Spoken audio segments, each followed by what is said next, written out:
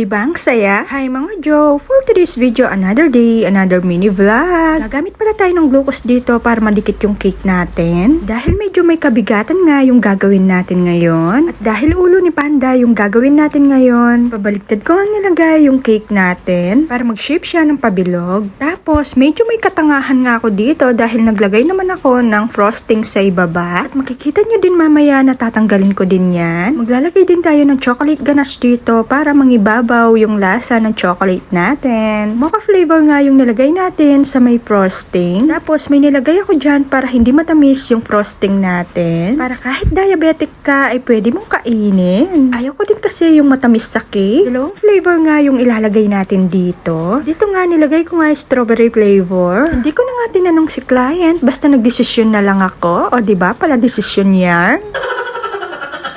Sabi niya kasi ako na lang yung bahala basta daw. Ulo ng Panda yung magiging kalabasan. Tapos maglalagay lang tayo ng 3 dowels dito. 3 nga yung nilagay ko para hindi matumba yung cake. Kung mapapansin nyo, naglalagay nga tayo ng mga dowel para hindi matumba yung cake natin dahil medyo may kataasan nga yung cake natin. Kaya paalala lang po, wag nyong isubsob yung mukha nyo sa may cake dahil baka pumatusok yung mukha nyo or yung mata nyo sa mga dowels. At dahil may balahibo si Panda, kaya hindi ko na pinakinis yung ulo ng cake natin. Nakalimutan ko nga kung ano yung code number ng piping tip natin ngayon. Basta yung ginagamit sa may grass. Nakakatuwa nga itong si client dahil kahit wala daw siyang handa, basta may cake lang daw siya na maganda. Kaya, nung sinabi niyang Panda Team yung gusto niya, ay nako, sobrang excited nga ako itong gawin. Dahil alam niyo naman, kapag first time, sobrang excited ako. Kung mapapansin niyo dyan, nakasingsing ako, aalis kasi kami. Pero don't worry, malinis po ang aking kamay dahil naghugas po ako bago ko gawin yan. At syempre, gumawa din tayo dito ng Panda fondant details. Diba? Napaka-cute. Opo, sa mga nagtatanong, nakakain po yan. Tapos, nilagyan ko din siya ng pabambu. At syempre, hindi pwedeng mawala sa atin ng mahiwagang logo. Nilagay ko na nga lang ito sa harapan ng kandila natin. At maglalagay din tayo dito ng paribon natin. Bake fresh. Syempre, laging bago. Syempre, bagong lahat. Bagong huli. Montage pa. Sak!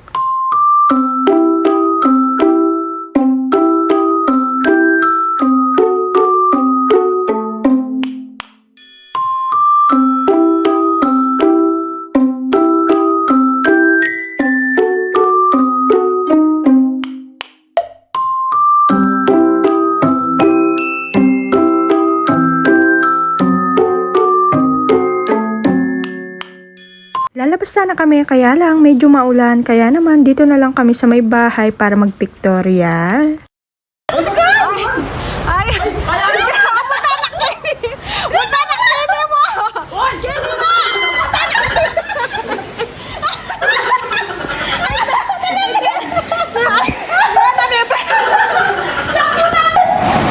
At makikita at maririnig nyo dito sobrang lakas ng ulan.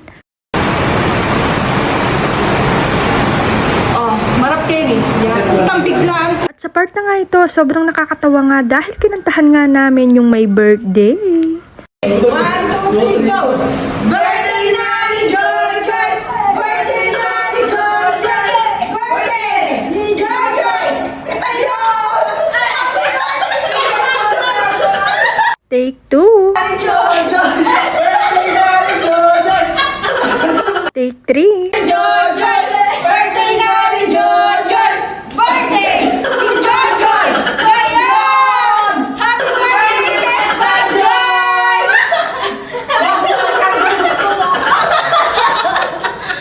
O diba, para kaming mga tanga pero nag-enjoy kami kahit nasa bahay lang. Heto pa, nakisali na rin kami ni Magandang Dilag. Birthday na ni Joy Joy! Birthday na ni Joy Joy! Birthday ni Joy Joy! Ngayon! Ay, sorry!